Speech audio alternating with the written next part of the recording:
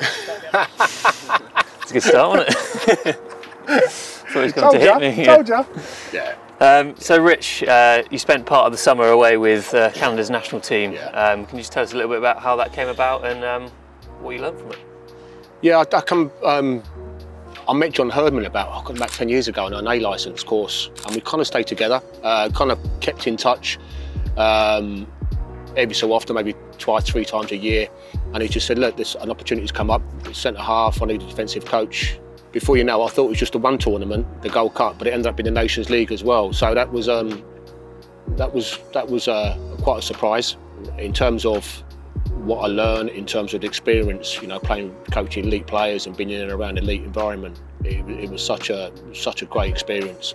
You know, 4/5 weeks, I ended up being away, and it was hard at times, missing your family, etc., etc. Because normally when you're on camp, you know, I speak to Rihanna Farr and I speak to Omar Reason when he's away with England 17s last year. It's normally a week or 10 days, but this was like 5 weeks. So I learnt a lot, travelled quite a lot, played against some good teams in good stadiums, and yeah, it was a great experience. In terms of the coaching setup, you travelled over there with someone else quite well known as well, didn't you? And yeah, talk us about how you fitted into that coaching setup. What was your remit? My remit was the defenders, working on the defending side of the game, out of possession regarding that.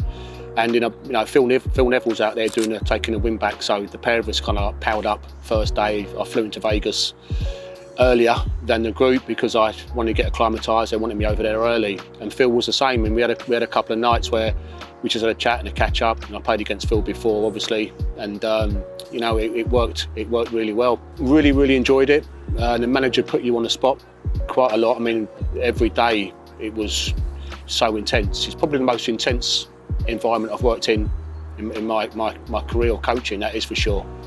You know, they really demand a lot from you, from the morning, the meeting in the morning, then a training session, then review the training session, then another meetings in the afternoon. You're talking about your defensive side of it. Then he wants the games come up, and he wants the, you know, technical threats and the tactical threats, and then he wants everything else. And then 9 o'clock or 9:30 in the evening, he'll call a tech meeting before we go home. What was your learnings during the day, etc. I like to think I brought a different perspective to the camp in terms of learning. It was just a fantastic experience. And in terms of the tournament, so the Nations League in the final lost to America, and then in the Gold Cup it was a defeat to America as well in the quarterfinals. Yeah, it was. I mean, the Nations League was good because it's something they qualified for before I arrived, and we played Panama in the semi-final, which was good for us. You know, it was a good performance. And then we played America, a strong American side, and we had a quite strong European collection of players, i.e. from Bayern Munich, Galatasaray, Porto, Lille. So we had a decent side, and we lost 2-0, and it was unfortunate really, because I thought we played quite well second half with someone that everyone will know. You know, Ismaël Koné was, I thought he was our best player during that period. I felt, you know, certainly against America. That was probably a fair result in the end. I think they just scraped over the line. Then we went to the Gold Cup, where again we got through to the quarterfinals, 2-1 up with about 3 minutes left, and the old foe again scored last minute, and we got beat in penalties. But we had a lot of young players from the MLS, and but the MLS players done really well. A lot of youngsters. I think the future's quite bright for Canadian football. The quality of the training was very high. You know, most of it was tactical in between the games, because the games came thick and fast every 2/3 days. So a lot of it was just man managing them.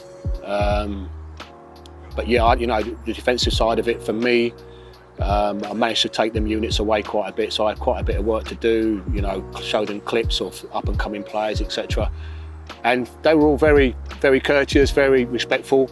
You know, they're just a really great bunch of lads. But I think, like I said, the future is quite bright for Canada at the moment, even though I see the manager's left and he's gone to Toronto, which is a shame because he's got a really good group of players there. We know the game's grown a lot in that part of the world, but what was the experience like, particularly of America against Canada? Can it get quite fiery? Is it a good atmosphere? Yeah, it does. Yeah, in fact, it's a great atmosphere. I mean, obviously, you know, when we played in the stadium at Vegas, fantastic stadium. But yeah, it can get quite feisty. You know, I think there's been a bit of I wouldn't say it's anything like Boca Juniors against River Plate or Celtic against Rangers, but there was enough there that it had a bit of meaning about the game. Obviously, the finances and the budget that the Americans have is incomparable to where we are with Canada. But like I said, I think John's done a fantastic era of players at presently. So, you know, I think between now and 2026 with the World Cup, is it going to be in Canada, Mexico and America, I think, I'm not saying they're going to win it by any stretch of the imagination, but I think they will compete.